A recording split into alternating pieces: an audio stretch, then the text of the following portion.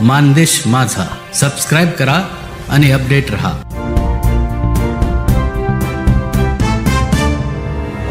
आमदार जयकुमार गोरे व जनता आमने सामने. जनतेच्या प्रश्नांना आमदार जयकुमार गोरे यांनी दिली रोखठोक उत्तरे.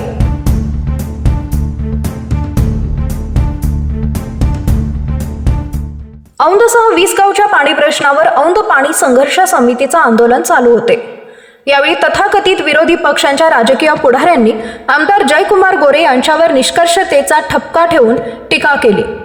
त्याच्या टीकेला व पाण्यासंदर्भात संभ्रम निर्माण करणाऱ्या पुढाऱ्यांना उत्तर देण्यासाठी आमदार जयकुमार गोरे यांनी औंध पाणी संघर्ष समितीला पाण्यासंदर्भात जाहीर खुली चर्चा करण्याचं आवाहन केलं होतं. त्यानुसार पाणी संघर्ष समितीने सर्व विरोधी पक्षाचे प्रमुख शेतकरी संघटना व औंधसह 20 गावच्या नागरिकांना समोरासमोर येण्याचं आवाहन केलं होतं. त्यानुसार पाणी पे चर्चा या व्यासपीठाचं आयोजन पाणी संघर्ष समितीने केले होते. पाणी पे चर्चा या व्यासपीठावरून आमदार जयकुमार गोरे यांनी नागरिकांच्या अनेक प्रश्नांना सडेतोड उत्तरे दिली. या कार्यक्रमाला माजी आमदार दिलीपराव येळगावकर, विक्रम कदम, पाणी संघर्ष समितीचे अध्यक्ष संतोष मांडवे, उपाध्यक्ष धनाजी अमले, हनुमंतराव चव्हाण, वसंत पवार, सूर्यभान जाधव, शेतकरी संघटनेचे जिल्हाध्यक्ष तानाजी देशमुख, चंद्रकांत पवार, रशीद शेख, नवल शेठ थोरात, धनंजय चव्हाण, राजाबापू देशमुख, लालासाहेब माने, बाळू ताटे, सत्यवान पाटोळे, हनुमंतराव सुतार, अनिल दुर्गाळे, प्रदीप गुजर, नितीन जाधव, निखिल राजपूत, रवींद्र शिंदे, सचिन सूर्यवंशी, डॉक्टर विवेक देशमुख, अलीम मोदी, भरत शेठ जाधव, ज्ञानेश्वर पवार, बाळासाहेब शिंदे, संदीप गुरव, औंधसह 20 गावचे ग्रामस्थ, पत्रकार बांधव उपस्थित होते. यावेळी बोलताना आमदार जयकुमार गोरे म्हणाले, औंधसह 20 गावची उपसा सिंचन योजना अंतिम टप्प्यात आली असून यामध्ये चुकीच्या पद्धतीने संभ्रम निर्माण करण्याचं काम काही जण करत आहेत. पाण्याविषयी राजकारण न करता अंतिम टप्प्यात आलेल्या योजनेला दृष्ट लागू नका. मी विकास कामामध्ये कधीच राजकारण केलेलं नाही असंही आमदार जयकुमार गोरे म्हणाले. मानदेश माझासाठी प्रतिनिधी लालासाहेब दडप, दहिवडी. आज या आगळ्या वेगळ्या कार्यक्रमामध्ये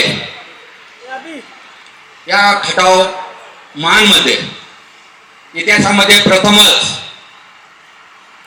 लोकप्रतिनिधीशी थेट संवाद साधण्याचा हा कार्यक्रम आपण या 20 गावे पाणी संघर्ष समितीने आयोजित केलेला आहे. त्यानिमित्त खटाव मानचे दमदार पाणीदार आमदार माननीय श्री जयकुमार गोरे भाऊसाहेब, तसेच माझे आमदार येळगावकर साहेब, समोर बसलेले 22 गाव हे माझं कुटुंब आहे आणि या कुटुंबाला पाणी मिळावं म्हणून औंध संघर्ष समिती, शेती पाणी संघर्ष समितीच्या वतीनं आदरणीय लोकनेते जलनायक आदरणीय जयाभाऊ यांना निमंत्रित केलं. त्यांनी आमच्या निमंत्रणाला मान देऊन आज औंध या ठिकाणी चर्चासत्रास येतो म्हणले आणि ते आले. त्याबद्दल मी 22 गावाच्या वतीनं त्यांचं पहिल्यांदा अभिनंदन करतो. टाळ्याच्या गजरात त्यांचं स्वागत करायचं आहे. आज संघर्ष समितीच्या माध्यमातून जे भाव प्रत्येक ठिकाणी आंदोलनाचा गावोगावी जाऊन आम्ही बैठका घेतल्या. का बैठका घेतल्या हेही तुम्हाला सांगतो.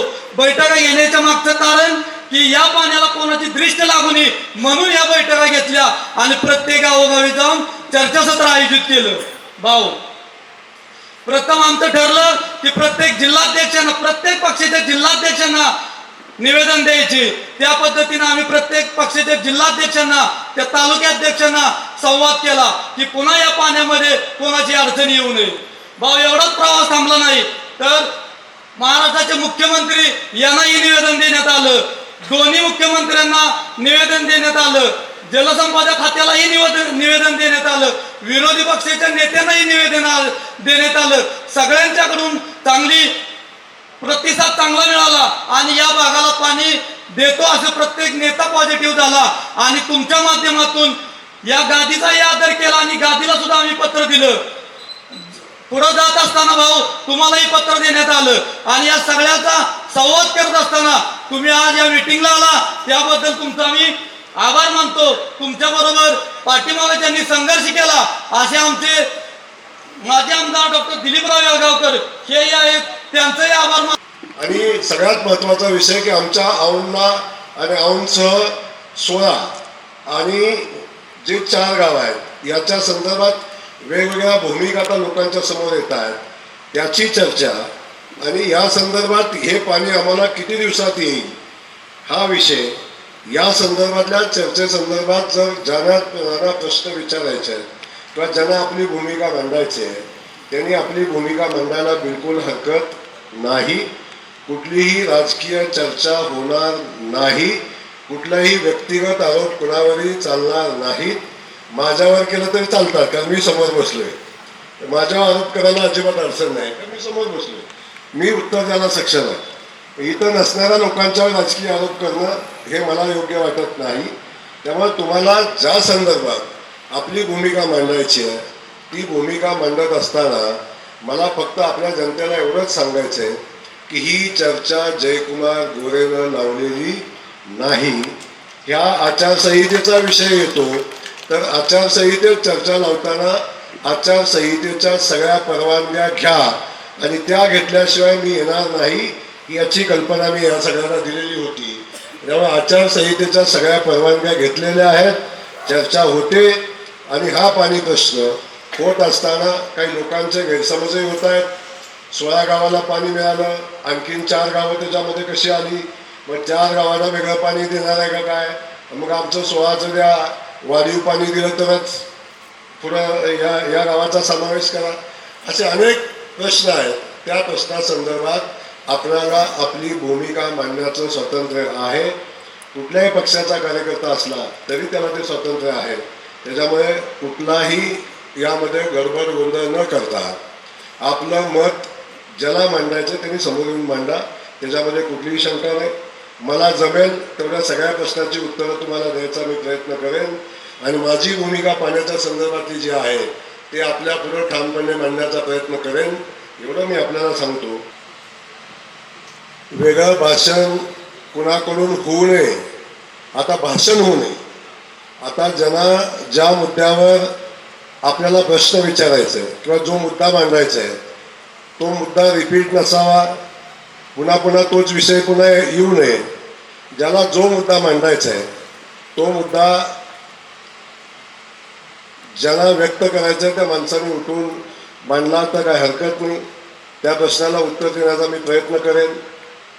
जी वस्तुस्थिती आहे ती तुम्हाला सांगायचा प्रयत्न करेन आणि आपला सवाल जबाब झाल्यानंतर खऱ्या अर्थानं खटाव तालुक्याच्या पाणी प्रश्नासाठी आपण सगळेजण संघर्ष करत असताना आपल्या मातीतला एक माजी आमदार पण पाण्यासाठी संघर्ष करत होता. माझे आणि त्यांचे वैचारिक मतभेद 100% होते, परंतु पाण्यासाठी संघर्ष करत असताना त्यांनी आपल्या कालखंडामध्ये पाण्यासाठी संघर्ष केला. यश अपयश याच्यापेक्षा प्रयत्न महत्त्वाचे होते. ते प्रयत्न त्याही कालखंडामध्ये झाले होते, तर त्यांचंही मी या ठिकाणी मनापासून स्वागत करतो. तेही आपली भूमिका आपल्या सगळ्यांशी चर्चा झाल्यानंतर मांडण्याचा प्रयत्न करतील. पण पुन्हा एकदा आपल्या सगळ्यांना विनंती करतो की आता भाषण नाही, आता मूळ मुद्द्याकडे येऊन ज्यांना काही शंका आहेत त्या शंकाच्या संदर्भात आपलं मत थोडक्यात आणि संक्षिप्त मुद्देवाईज मांडायला हरकत नाही. आपण तशी सुरुवात करावी. मला एवढंच सांगायचं आहे की भाऊ, आपण डॉक्टरची आमची मागे चर्चा झाली होती, आपण पाटातून पाणी आणणार का बंधाऱ्यातून पाणी आणणार आणि किती दिवसात आणणार, बाकी जास्त आम्ही विचारू शकत नाही. थँक्यू. तुमचा जो प्रश्न आहे त्याचं उत्तर मी देतो. आता पाट्यातनं आणायचं का पाईपमधनं आणायचं हा विषय आहे. तर हे पाणी औंधपर्यंत पण पाईप नाही आणि तिथून पुढं ज्या ज्या ठिकाणी द्यायचं तिथंपर्यंत पाईपनंच जाईल. आज मोठा आनंदाचा सोहळा आहे. भाऊ भाषण करणार नाही, पण एक माजी सैनिक आणि एक शेतकरी म्हणून एक व्यथा सांगण्यासाठी तुम्हाला आलेलो आहे. साहेब, गुरसाळ्याचा उर्वरित काही भाग आणि धकडवाडीचा काही उर्वरित भाग ज्या वेळेस ह्या कामासाठी निधी पडेल त्या कामामधून गुरसाळ्याचा राहिलेला उर्वरित भाग आणि धकडवाडीचा राहिलेला उर्वरित भाग भाऊ तुम्ही ह्या जलसिंचनाखाली आणावा अशी मी तुम्हाला नम्र विनंती करतो. नागपूरला हिवाळी अधिवेशन ज्या वेळेला चालू होतं त्यावेळेला तुमच्याकडे कागद आले आणि खऱ्या अर्थानं तुम्ही हा प्रश्न तिथं मांडला. ह्या कामाला गती मिळालेली आहेच, पण 20 लोकांनी नवीन कपडे घालायचे आणि 2 लोकांनी जुनी कपडे घालायचे. हे भाव माझी नम्रतेची विनंती आहे तुम्हाला. आपल्या खटावला बी नंदनवन करायचं आहे आणि मानला बी नंदनवन करायचं आहे. हे काम तुम्ही करणारच आहे भाऊ. पण एक शेतकऱ्याच्या नात्यानं आज खुलेआम चर्चा होती म्हणून एक प्रश्न मनात राहून गेला आणि हा जर प्रश्न जर तुम्हाला मी बोललो नसतो तरी खऱ्या अर्थानं आतच माझी गुमसट झाली असते. म्हणून बोललं पाहिजे भाऊ. दगडवाडी आणि घोसाळचा जो उर्वरित भाग राहिलेला आहे त्याला सुद्धा तुम्ही जलमुक्त करावा आणि खरंच खऱ्या अर्थानं त्याही जलभूमीला नवा शालू पांघरावा ही माझी विनंती. जय हिंद, जय महाराष्ट्र. की वरती लिहिलेलं आहे दिष्ट लावू नये. याचा अर्थ की आपल्याला अडचणी निर्माण झाले ते अडचणी अध्यक्षांनी उपाध्यक्षांनी तेवढ्या सांगा. म्हणजे अडचणी निर्माण होणं असं नाही. अडचणी निर्माण होऊ नये हा दुष्ट लागू नये याचा अर्थ आहे. आणि हा अर्थ आपल्याला समजला असेल तर असाच आहे की अडचणी निर्माण होऊ नये म्हणजे दुष्ट लागू नये आणि आमचा पाणी प्रश्न सुटावा, अडचणी निर्माण न होता, एवढाच त्याचा अर्थ आहे. चुकीचा अर्थ घेऊ नका. गडबड करत आहेत. तर मला काय म्हणायचं आहे की 2013 पासून ह्याच्या हालचाली जे थांबलेले आहेत, म्हणजे त्या व्यक्तीने जे कष्ट घेतलं ते आतापर्यंत फळाला नाही आलं. ह्याचं पुढे कधी येणार आहे? 16 गावचा प्रश्न मांडला असतानाच 20 गावं झाली, 22 गावं झाली. 16 गावचं पहिलं पाणी आणा, त्याच्या माध्यमातून ती 4 गावं परत वाढून घेऊ आपण. पण जर 16 गावं सोडून 20 गावं पुढे घेतली तर परत कागदोपत्री सगळा सर्कल आपल्याला फिरवावं लागेल. तुमचं नाव काय? मोहन यादव जायगाव. त्याच्यावर आम्हाला विश्लेषण सांगा सर. आपल्या यादव साहेबांनी एक प्रश्न विचारला की आदरणीय दत्ताभाऊंनी पाण्यासाठी संघर्ष केला आणि पाण्यासाठी संघर्ष करत असताना दत्ताभाऊंनी केला, त्याच्यासोबत अनेक गावातल्या लोकांनी त्यांच्यासोबत संघर्ष केला आणि 2013 पासून हा संघर्ष होत असताना आपल्या सगळ्यांना माहिती आहे 2013 सालचं उपोषण आपण सगळेजण आपल्या लक्षात असेल. 14 साली पुन्हा त्या संदर्भात आंदोलन झालं. त्यावेळी खऱ्या अर्थानं त्याच्या अगोदरपासून औंध आणि 16 गावाचा पाण्याचा प्रश्न होता. तुम्ही आजही 16 गावं म्हणताय, त्या 16 गावचा विषय मी सांगतो. तेव्हापासून ज्या गोष्टी पाण्याचे प्रश्न सुटण्यासाठी दत्ताभाऊंनी आंदोलन केलं तेव्हा आदरणीय मुख्यमंत्री महोदयांच्या सोबत पाण्याची बैठक आपण पहिल्यांदा लावली, मंत्री महोदयांच्या सोबत बैठक लावली. त्याच्यामध्ये काही चर्चा झाल्या आणि ते चर्चा होत असताना कृष्णा खोरेच्या लवादानं जे पाणी वाटप केलंय त्या पाणी वाटपाच्या पलीकडे जायचा अधिकार कुणालाही नाही. या संदर्भात राज्यपालाच्या आदेशानं आपल्याला काय याच्यामध्ये पाणी उपलब्ध करून घेता येईल का? या पाण्याचं फेरवाटप करत असताना राज्यपाल महोदयांना भेटून आपण राज्यपालांच्या कानावर ही गोष्ट घातली, त्यांच्यासोबत बैठक पण घेतली आणि बैठक घेतल्यानंतर या भागाला पाणी उपलब्ध करता येईल का या संदर्भात काही ठोस मागण्या आपल्या होत्या आणि त्या मागण्या राज्यपाल महोदयांच्या समोर किंबहुना शासनाकडून काही लेखी आपल्या उपोषण करताना त्यावेळी काही गोष्टी पाहिजे होत्या. त्या लेखी पेपर घेऊन आता मी पुन्हा राजकीय बोलणार नाही. तुम्हाला उत्तर द्यायचं म्हणलं तुम्ही राजकीय पण देऊ शकतो, पण मला राजकीय उत्तर द्यायचं नाही. मी जेव्हा शासनाचं मुख्यमंत्री महोदयांचं राज्यपाल महोदयांचं लेखी उत्तर घेऊन आलो होतो आणि माझी अपेक्षा होती की त्यावेळी आपण उपोषणकर्त्याला भेटून जे आलेलं उत्तर आहे राज्यपालांचं असेल मुख्यमंत्र्यांचं असेल हे त्यांच्यासमोर द्यावं आणि त्या अनुषंगानं ज्या पद्धतीचं आश्वासन शासनाकडून उपोषणकर्त्यांना पाहिजे होतं त्या पद्धतीचं आश्वासन शासनाकडून लिखित स्वरूपात घेऊन मी आलो होतो आणि आल्यानंतर संघर्ष समितीशी किंवा उपोषणकर्त्याशी माझी चर्चा व्हावी आणि त्यांना ते पत्र सुपूर्द करावं अशी माझी इच्छा होती किंवा उपोषणकर्त्यांची इच्छा होती. परंतु मी पोचायच्या अगोदर म्हणजे मी इथं पोचायच्या अगोदर मी सिद्धेश्वर म्हणजे रात्री 3 वाजता मी आलो होतो ते पत्र घेऊन. 3 वाजता आल्यानंतर सकाळी मी उठून माझं आवरून इथं यायच्या अगोदर मी सिद्धेश्वर कुरवलीपर्यंत पोहोचलो होतो. आणि तोपर्यंत तिकडे उपोषण सुटलं. मला माहिती नाही त्या का सुटलं काय या विषयावर मला राजकीय आज बोलायचं तुम्हाला सांगितलं. ते उपोषण का सोडलं, कसं सोडलं, त्यांना कुठलं आश्वासन मिळालं या संदर्भात मला आज काहीच माहिती नाही. त्यामुळे त्याच्याही नंतर त्यावेळी सांगितलं की उपोषण सोडायला कोण असावं कोण नसावं हा तुमचा विषय आहे, मी त्या विषयावर जाणार नाही. परंतु ते जे आश्वासन मी घेऊन आलो होतो त्याच्यावर पुढं प्रक्रिया चालू झाल्या आणि कालांतरानं ज्या गोष्टी घडलेल्या ते मी पुढं बोलेन तुम्हाला. परंतु माझं सांगणं एवढंच आहे की संघर्ष दत्ताभाऊंनी केला आहे, संघर्ष इथल्या अनेक लोकांनी केला आहे, प्रत्येक गावातल्या लोकांनी संघर्ष केला आहे, संघर्ष समितीनं केला आहे, शेतकरी संघटनेनं केला आहे, अनेक शेतकरी बांधवांनी संघर्ष केला आहे, अनेक पत्रकार बांधवांनी याच्यावर स्वतःची लेखणी चालवून या पाण्याच्या संदर्भातली आपापली भूमिका मांडलेली आहे. त्यामुळं सगळ्यांनी केलेल्या संघर्षाला 2013च्या अगोदरपासून केलेल्या संघर्षाचं फलित म्हणूनच आज आपण पॉझिटिव्ह ट्रॅकवर आहे. आपण पाणी पुढे नेण्याच्या विषयावर आहे. विषय राहिला 16 गावांना पाणी मंजूर झालं तर ते पाणी 20 गावांना का देत आहे या संदर्भातला विषय आहे. तर आपल्याला माझी विनंती आहे की 16 गावं आणि 20 गावं हा कुठलाही भेदाभेद असू शकत नाही.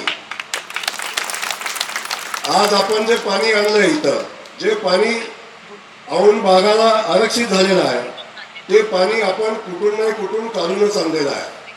त्या लोकांनी जर म्हटलं किंबहुना त्या भागाने जर म्हटलं जर आमचं पाणी तुम्ही औंधला का देताय तर मला वाटतं ते संयुक्तिक होणार नाही. तसं औंध भागात आलेलं पाणी हे आजूबाजूच्या ज्या ठिकाणी पाणी पोचत नाही त्या ठिकाणी पोचावं ही सगळ्यांची मानसिकता आहे.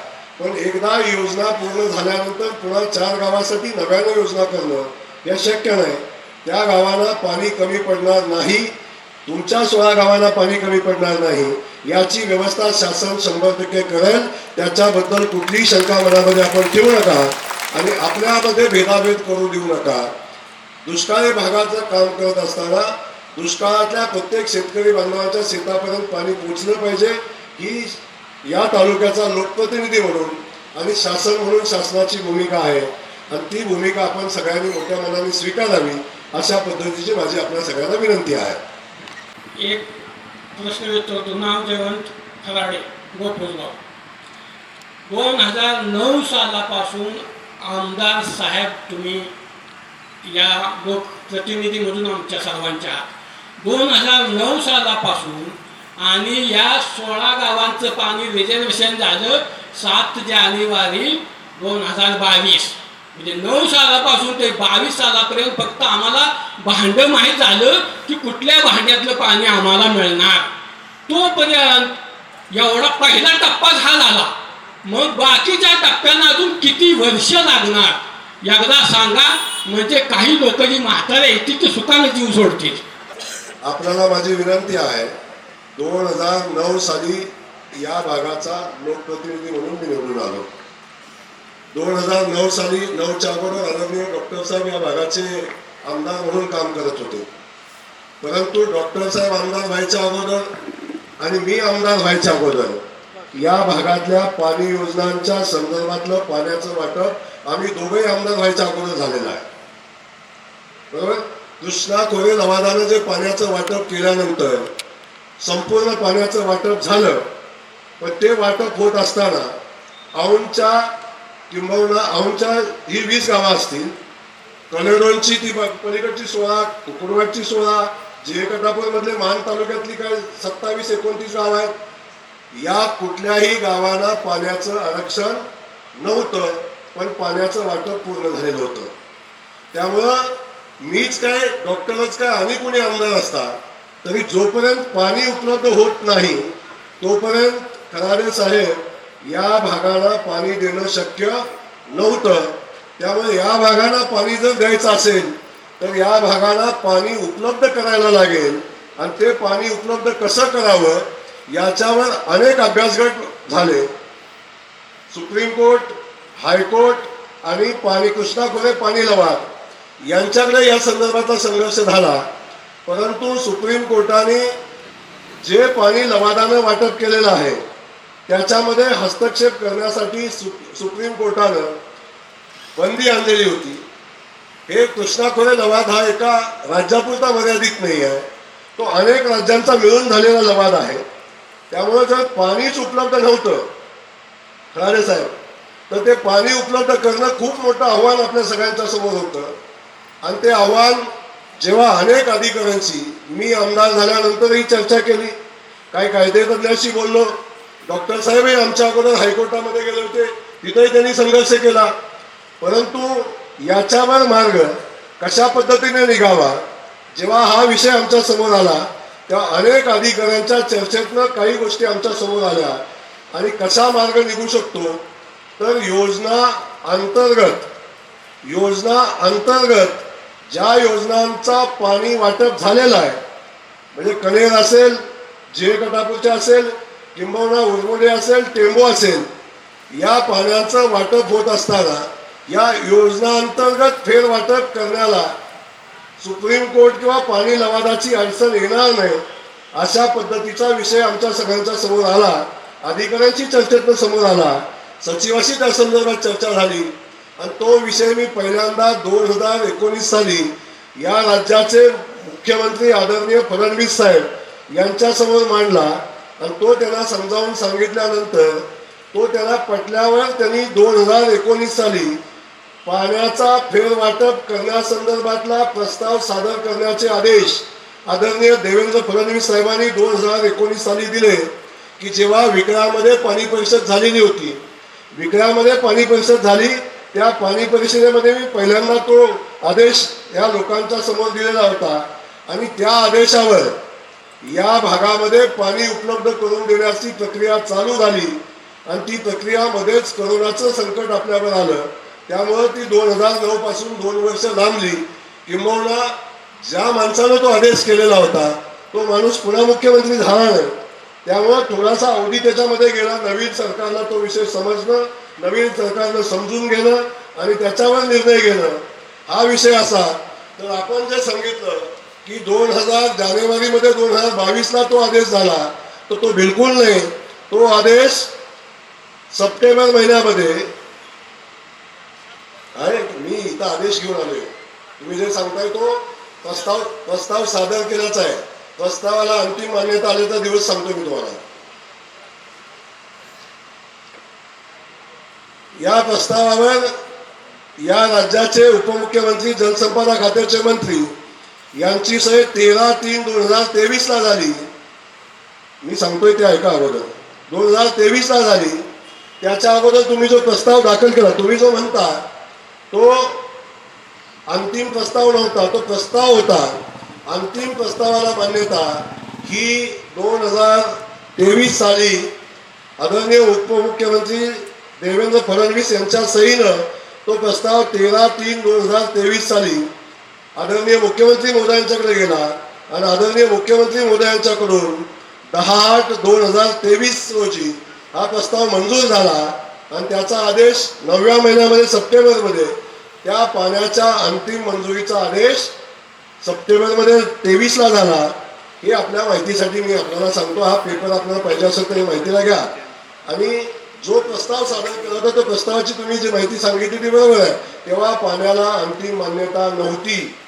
त्याच्यानंतर 6 महिने प्रचंड संघर्ष करून MWRRAनं किमान 10 वेळा त्या पाण्याच्या वाटपामध्ये त्रुटी काढल्या आणि त्या सगळ्या त्रुटीतनं मार्ग काढून शेवटी फडणवीस साहेबांनी त्याच्यावर अनेक बैठका घेतल्या आणि त्या बैठकातनं मार्ग काढून पाण्याचं वाटप अंतिम फेरवाटप हे 23/8/2023ला मुख्यमंत्र्यांची सही झाली आणि सप्टेंबर महिन्यामध्ये त्याची अंतिम मान्यता मिळाली. आणि त्याच्यानंतरच या सगळ्या प्रक्रिया पुढे चालू झाल्या. हे आपल्याला मी नम्रपणे या ठिकाणी सांगतो. तुम्ही हा विषय सांगितला, पाणी उपलब्ध नव्हतं म्हणून उपलब्ध करण्यासाठी एवढा खटाटोप करायला लागला म्हणून हा वेळ झालेला आहे हे आपल्याला सांगत असताना आता आदरणीय फडणवीस साहेब 2 वेळा खटावमानमध्ये आले. त्याला आत्ताच आले होते, मागच्या 1 महिन्यापूर्वी आले, त्याच्या अगोदर 4.5 महिन्यापूर्वी आले आणि त्याच्याही अगोदर विधानसभेमध्ये मी अनेकदा हा विषय मांडलेला होता. आणि त्यावेळी हा विषय आता पाणी मिळाल्यामुळं या योजनेचा सर्वे अंतिम टप्प्यामध्ये आहे. या योजनेचा सर्वे 16 गावचा झाला, 4 गावचा सर्वे चालू आहे. तो सर्वे होईल आणि आदरणीय देवेंद्र फडणवीस साहेबांनी दिलेल्या आश्वासनाप्रमाणे ऑगस्ट महिन्यामध्ये ही योजना किंवा ह्या योजनेला सुधारित प्रशासकीय मान्यता मिळवण्यासाठी आदरणीय देवेंद्र फडणवीस महाराष्ट्राचे उपमुख्यमंत्री यांनी, जलसंपदा मंत्री पण तेच आहेत, यांनी मंत्रिमंडळाची मान्यता ऑगस्ट महिन्यामध्ये आम्ही देऊ अशा पद्धतीचा शब्द या निमित्तानं दिलेला आहे. हे सगळं करत असताना या राज्याचे उपमुख्यमंत्री दुसरे अजितदादा यांनी या प्रस्तावाच्या संदर्भात पॉझिटिव्ह निर्णय घेण्याचा पाठीमागे प्रयत्न केलेला होता आणि त्याला किती यश आलं हा विषय नाही, पण याला अंतिम यश हे जेव्हा नव्यानं सरकार आलं आणि तेव्हा याला अंतिम यश येऊन अंतिम मान्यता मिळालेली आहे. ज्या दिवशी मान्यता मिळाली त्या दिवशी अजितदादा पुन्हा सरकारमध्ये होते. तेव्हा या सरकारनं आता पाण्याच्या वाटपाची अंतिम मान्यता दिलेली आहे. याचा सर्वे आता अंतिम टप्प्यामध्ये आहे. सर्वे करून आचारसंहिता संपली की ऑगस्ट महिन्यामध्ये या योजनेला सुधारित प्रशासकीय मान्यता मिळेल आणि त्यासाठी जेवढे पैसे लागतील, पूर्वीच्या अंदाजाप्रमाणे 480 कोटी आणि आताच्या अंदाजाप्रमाणे साधारण 550-600 कोटी रुपये या योजनेला लागतील. त्या पैशाची तरतूद करण्याचा प्रयत्न किंबहुना मी आमदार म्हणून या भागाचा सांगतो की त्याला सरकार बांधील आहे आणि त्याला सुधारित प्रशासकीय मान्यता देऊन त्याला पैसे देण्याचा शासनानं दिलेला शब्द आम्ही सगळेजण शासनाकडून मान्य करून घेऊ अशा पद्धतीचा शब्द या निमित्तानं आपल्या सगळ्यांना.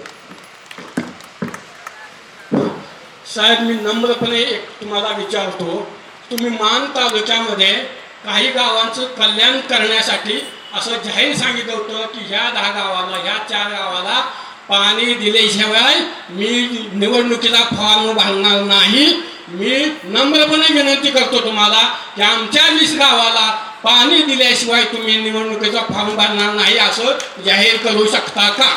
जयकुमार गोरे दिल्या शब्दाला जागणारे अवलाद आहे. पहिला विषय सांगतो. ज्यावेळी जो शब्द जयकुमार गोरेनं दिला आहे तो शब्द जयकुमार गोरेनं पाळला आहे. तेव्हा मी निवडणूक लढवावी किंवा न लढवावी हेही तालुक्यातली जनता ठरवेल. मी जी योजना माझ्या टप्प्यामध्ये मी आपल्याला सांगितलं पाण्याचं फेरवाटप झालंय. फेरवाटप झाल्यानंतर या योजनेचं पाणी या गावांना देण्यासाठी मी जरी आज म्हणलो निवडणूक चालू व्हायच्या आधी हे पाणी मी तुम्हाला देईन, दादा अजून प्रशासकीय मान्यता नाही सर, तुम्ही मला वाटतं सर आहे, प्रशासकीय मान्यता नाही अजून याला प्रशासकीय मान्यता घेऊन याचं टेंडर काढून याची योजना प्रत्यक्षात काम चालू करून ही योजना प्रत्यक्षात पूर्ण करायला जर 4 महिन्यात होत असती, बरोबर आहे, 4 महिन्यात होत असती तर हे कधी पॉसिबल होणारी गोष्ट नाही. त्यामुळे आपण तर शिक्षक आहात. एक विद्यार्थी घडवण्यासाठी किंवा एखादा चॅप्टर घेतल्यापासून पूर्ण करण्यासाठी जेवढा अवधी लागतो तेवढा अवधी लागेल असं माझं मत आहे. त्यामुळं आपल्याला माझी विनंती आहे की या गोष्टी आपण बोलत असताना आपण जी भूमिका मांडलेली आहे, मी जी भूमिका मांडलेली आहे की औंधचं 16 आपलं कलेरोनचं 16 गावं आणि कुकुरवाडचं 16 गावं. तुम्ही आता इथं मानचं नाव घेतलं, खटावचं घेतलं नाही,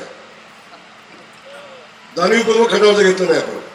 पण खटावमध्ये मान तालुक्यात यायच्या अगोदर पाणी आलेलं आहे, लक्षात ठेवा.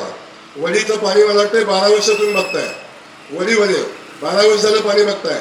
खटाव तालुक्यातनं माझ्या मतदारसंघाच्या बाहेरच्या गावात आज पाणी वाहताना बघताय. एवढा मोठा दुष्काळ असताना या भागातनं आज पाणी वाहताना आपण बघताय. हे आपल्या डोळ्यादेखत झालेलं आहे. आणि जेव्हा खटाव तालुक्यातनं पाणी मान तालुक्यामध्ये जातं, जे उरमोडीच्या लाभ क्षेत्रातलं पाणी जातं. परंतु दुसरा मी शब्द दिलेला आहे की कुकुरवाडच्या 16 गावाचा आणि मायनीच्या 16 गावाचा, पण ती वाढीव गावं मिळून 48 गावं झालेली आहेत. त्या 48 गावांच्या पाणी योजनेचं काम चालू झाल्याशिवाय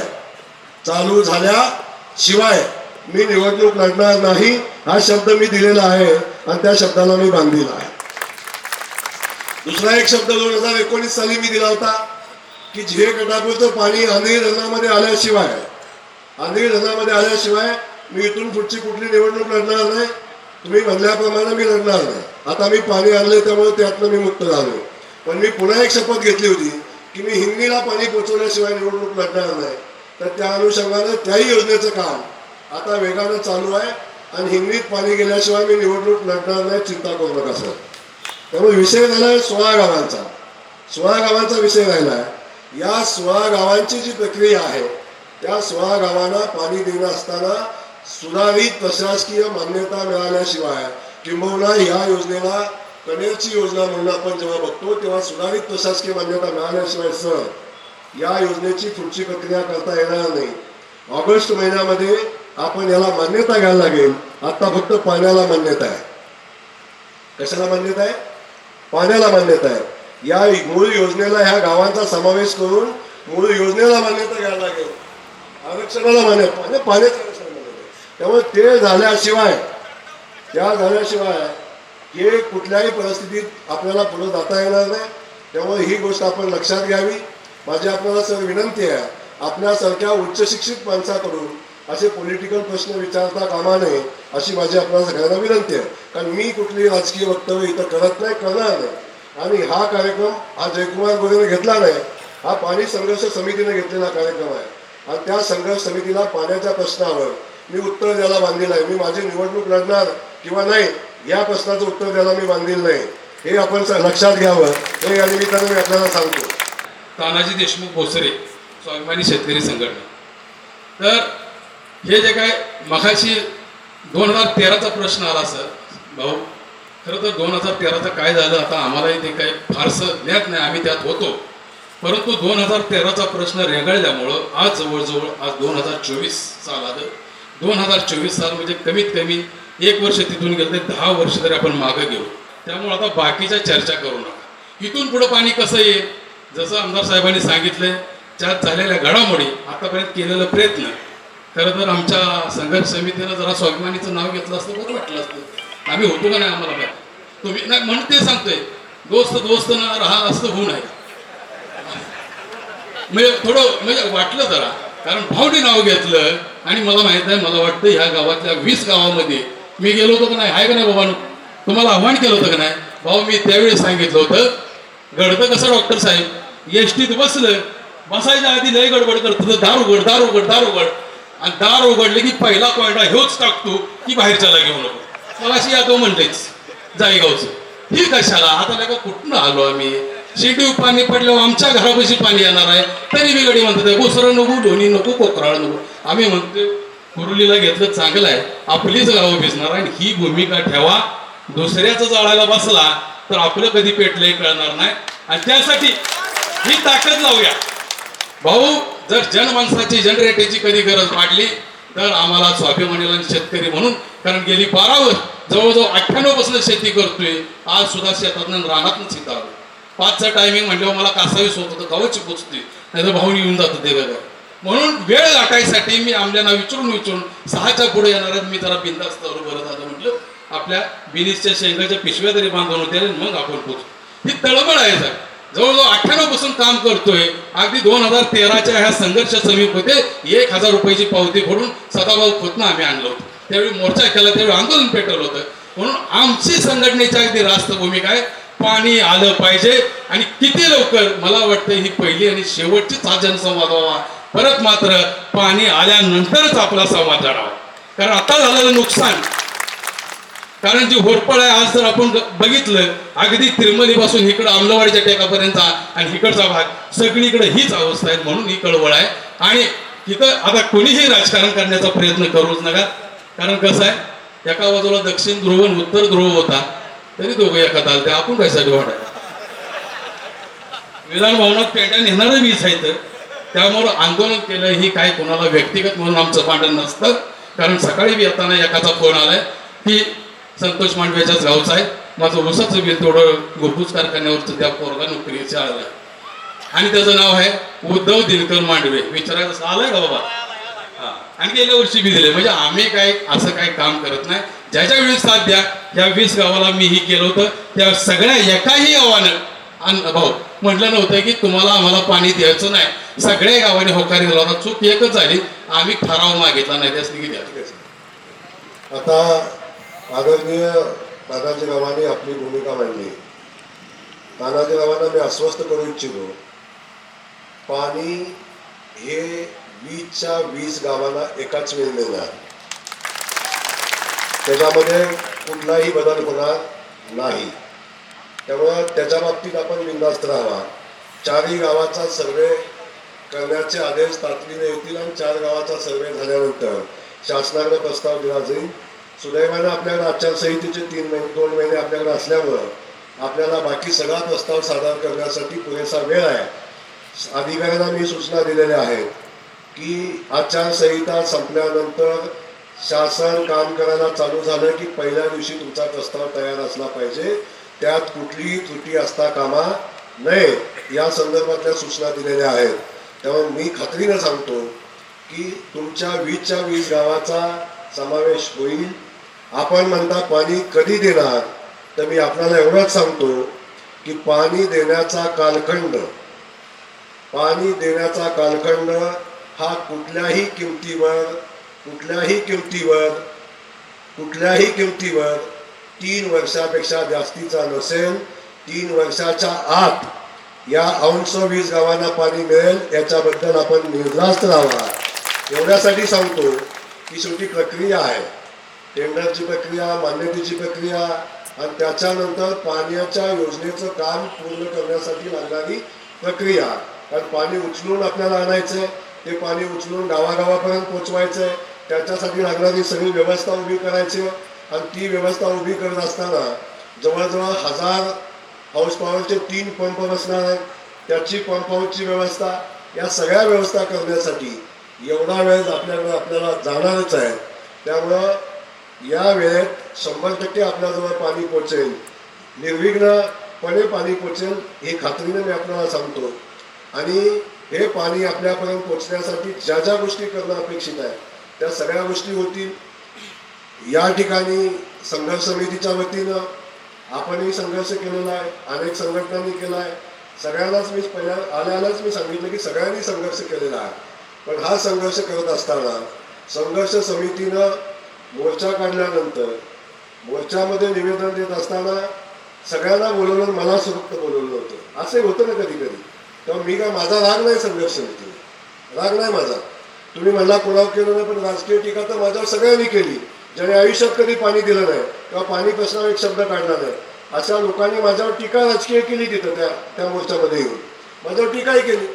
पण लोकशाहीमध्ये जेव्हा समोरच्याचं म्हणणं ऐकतो तेव्हा ज्याच्यावर आपण टीका करतो त्याचंही म्हणणं ऐकायचा अधिकार आहे. त्यामुळे ते म्हणणं माझं त्याच वेळी मलाही बोलवून ऐकायला पाहिजे होतं, अशा पद्धतीची माझी भूमिका होती. पण तो विषय संपलेला. शेवटी आंब्याच्या झाडाला दगडं पडतात. त्यामुळं माझ्यावर दगडं पडली किंवा मला कोणी टीका केली तर ती माझी क्षमता आहे असं मी समजणारा कार्यकर्ता आहे. जेवढी जास्त टीका होते तेवढा क्षमतावान नेता असतो, असं माझं मत आहे. त्यामुळं त्या बाबतीत मला काही सांगायचं नाही. पण मी तुम्हाला सांगतो की आपण बिनधास्त राहावा. कुणी काही म्हटलं तर 20च्या 20 गावांना पाणी देण्यासंदर्भातली आपली भूमिका आहे. आणि त्याच्यासोबत घोसाळ्याचा काय भाग राहतो, रकटवाडीचा काय भाग राहतो, याही योजनांना कुठून पाणी द्यायचं आहे या संदर्भात चर्चा होईल. आणि त्या भागाला पाणी देण्यासंदर्भात तोही निर्णय होईल. पण त्याला अवधी लागेल, लगेच सगळ्या गोष्टी होणार नाहीत. जेवढा अवधी लागेल तेवढा लागेल, पण जास्तीत जास्त कमी वेळेत तो योजना पूर्ण करायचा आपण प्रयत्न करू. अशक्य कोटीतलं सगळं आपण केलंय, जे पाणीच उपलब्ध नव्हतं ते केलंय.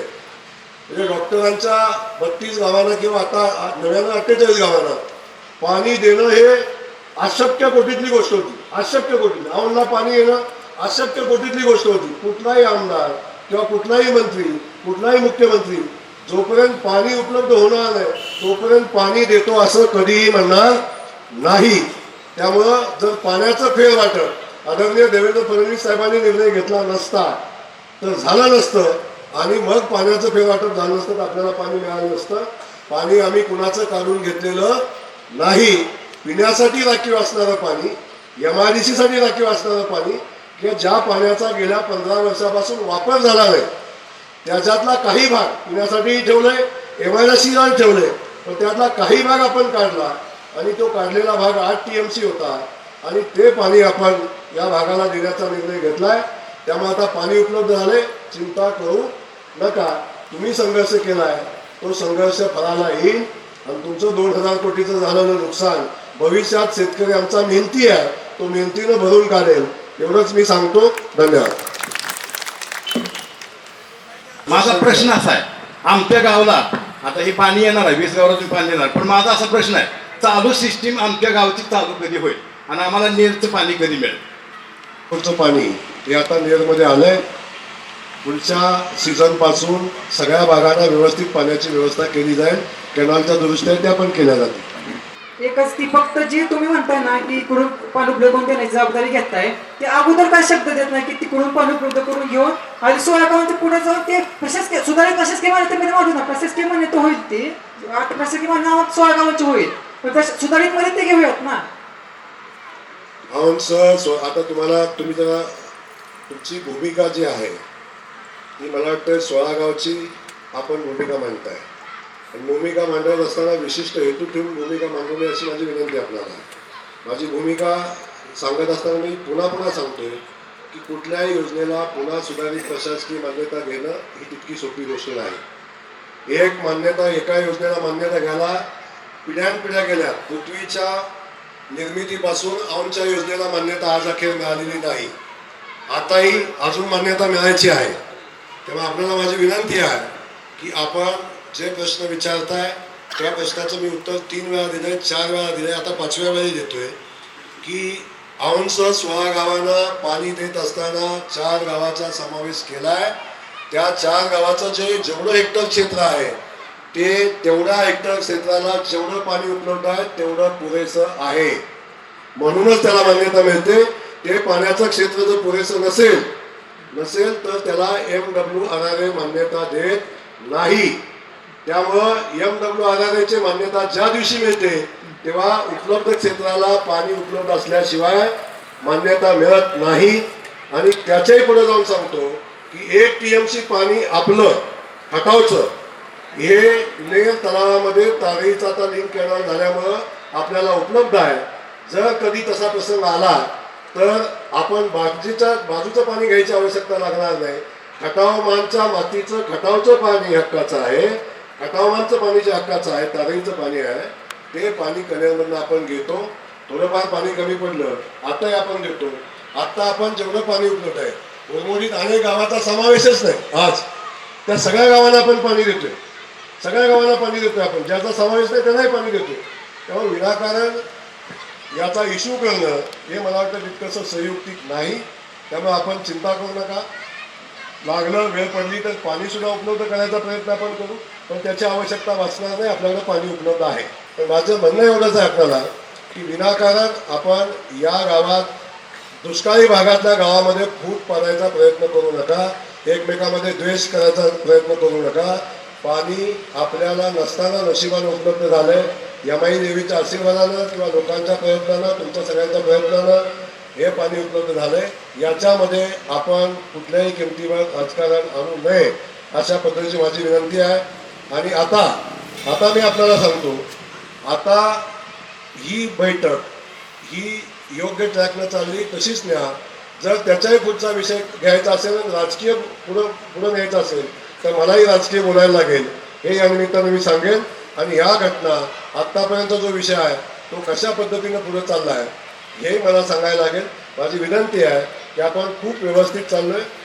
पुन्हा पॉईंट पाण्याच्या प्रश्नाच्या पलीकडं आपण कोणी जाऊ नये. आणि आता मी त्या प्रश्नाचं उत्तर पुन्हा दिले, त्या प्रश्नावर पुन्हा आपण विषय चर्चेला घेऊ नये. या खटाव तालुक्यात किंवा मान तालुक्यात अशा तऱ्हेचा संवाद मिळावा. पाणी प्रश्नावर झाला नाही, निवडणुकीच्या प्रश्नावर झाले, उमेदवारांना एकमेकांसमोर आणण्याचा प्रयत्न झाला, उमेदवारांना प्रश्न विचारायचा प्रयत्न झाला. पण पाण्यासाठी कुठल्या भागाने असा कधी संवाद मिळावा आजपर्यंत घेतला नाही. आणि त्यामुळे अतिशय चांगली कल्पना आज या ठिकाणी आपण राबवली. आणि खरं म्हणजे मी भाऊंना धन्यवाद देईन. माझे त्यांचे संघर्ष होते, पण मला एक या ठिकाणी प्रामाणिकपणे सांगायचं आहे की ज्या वेळी मी पाण्यासाठी प्रयत्न केले त्यावेळी कधीही भाऊनी माझ्या या प्रश्नामध्ये अडकाठी आणली नाही किंवा मला कधी विरोध केला नाही. आणि त्यामुळे या आमच्या आता एकत्र येण्याला हे एक महत्त्वाचं कारण आहे की ज्या प्रश्नासाठी मी अनेक वर्ष लढलो. आता इथं खराडे सरांनी विषय मांडला की हे पाणी यायला इतका वेळ का लागला. त्याचं कारण खराडे सर तुम्हालाही माहीत आहे खरं आणि मलाही माहीत आहे. आपण एकतर पहिल्यांदा मी या भागाला ब्रह्मपुरीची योजना मिळावी अशा तऱ्हेचा प्रयत्न केला. ते सुद्धा जे पाणी प्रश्नामध्ये जे अतिशय अभ्यासू असे अभियंता आहेत त्या अभियंत्यांच्या साह्यानं तो प्रयत्न केला. मला ब्रह्मपुरी काही माहीत नव्हती आणि काहीच नव्हती. पण या जिल्ह्यातले जे अभियंता मंडळी आहेत त्यांनी ब्रह्मपुरी ही योजना औंधला होऊ शकते कारण त्यांनीच झिहेगटापुरी ही योजना मांडली होती त्यावेळच्या शासनाकडे. आणि त्यामुळे ब्रह्मपुरीसाठी मी या भागातनं मोर्चा काढला. त्या मोर्चामध्ये अनेक जण पुण्याला आले होते आणि त्या ब्रह्मपुरीचा सर्वे पण झाला होता. परंतु नंतर या भागातनं उरमोडीची योजना मागावी असा प्रयत्न झाला. खरं म्हणजे उरमोडीची योजना होताना सुद्धा मी त्यावेळी या तालुक्याचा अध्यक्ष होतो भाजपचा. मी त्यावेळी म्हणत होतो की वडीच्या ठिकाणी पाणी न उचलता औंध पठारावर जर पाणी उचललं असतं तर खराडे सर आजपर्यंत हा प्रश्न उपस्थितच झाला नसता. उरमोडीचं पाणी हे औंधच्या पठारावर आलं असतं तर दोन्ही बाजूला पाणी गेलं असतं. परंतु दुर्दैवाने ते वडीच्या ठिकाणी उचललं गेलं. त्यावेळी मी तीव्र संघर्ष केला आहे. तुम्हाला आठवत कसाची असेल वडूला जो मेळावा झाला त्यावेळी पक्षाचे त्यावेळेचे तत्कालीन मंत्री महादेवराव शिवणकर यांना मी काळे झेंडे दाखवले मी भाजपचा अध्यक्ष असताना की हे चुकतंय तुम्ही करताय ते. आणि त्यामुळं आपल्याकडूनच योग्य पद्धतीनं मांडणी झाली नाही किंवा एकाच विषयावर आपण कधी एकमत केलं नाही. आज पहिल्यांदा या विषयावर एकमत झालेलं मी बघतोय. मी ज्यावेळी ब्रह्मपुरी मांडली त्यावेळी या ठिकाणी सांगितलं गेलं की आपण उरमोडीची उंची वाढवूया. उरमोडीची उंची वाढवण्यासाठी खराडे सर या राजवाड्यावर अधिकारी आणले. अजितदादा आले, राणीसाहेब होत्या, मी होतो. त्यावेळी मोठ्या मोठ्या अधिकाऱ्यांनी सांगितलं की उरमोडीची उंची वाढणार नाही, तुम्ही उरमोडीची मागणी करू नका. पण आपण एवढा संघर्ष केला आणि त्यात वेळ गेला. मी त्यावेळी सांगत होतो की अधिकाऱ्यांचा ऐकूया यामध्ये जे खऱ्या अर्थानं ज्यांचा अभ्यास आहे त्यांचा आपण ऐकत नव्हतो आणि आपण मोर्चे काढत गेलो. आपण कुठल्याही एका ह्याच्यावर आपण एकत्र आलो नाही.